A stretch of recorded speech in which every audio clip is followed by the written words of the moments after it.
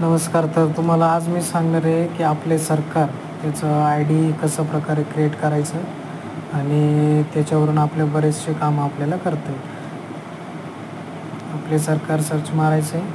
पहिला लिंकवर क्लिक करा.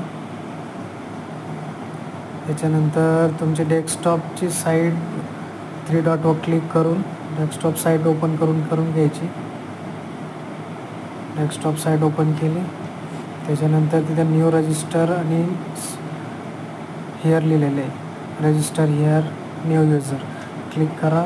फर्स्ट ऑप्शनवर क्लिक करा. मोबाईल OTP आणि युझिंग पासवर्ड क्रिएट याच्यावर क्लिक करा.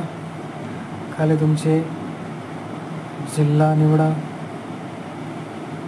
मोबाईल नंबर टाका. या ठिकाणी तुमचे मोबाईल नंबर टाकून तुम्हाला एक OTP सेंड करा. OTP येतील. युजर नेम तुमच्या पद्धतीने क्रिएट करू शकता आणि क्रिएट केल्यानंतर तुम्हाला चेक युजर नेम ॲबिलिटी याच्यावर क्लिक करायचं आहे. चेक युजर नेम ॲबिलिटी इथं यूज दिस युजर नेम येईल. त्याच्यानंतर पासवर्ड तुमचं क्रिएट करून घ्यायचं आहे. नाव टाका.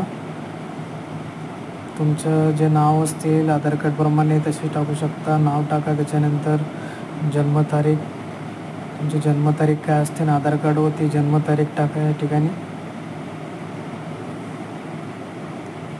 त्याच्यानंतर आय ॲग्री ॲक्सेप्टवर क्लिक करा आणि रजिस्टर करा. रजिस्टर केल्यानंतर तुम्हाला SMS वगैरे प्राप्त होऊन जाईल.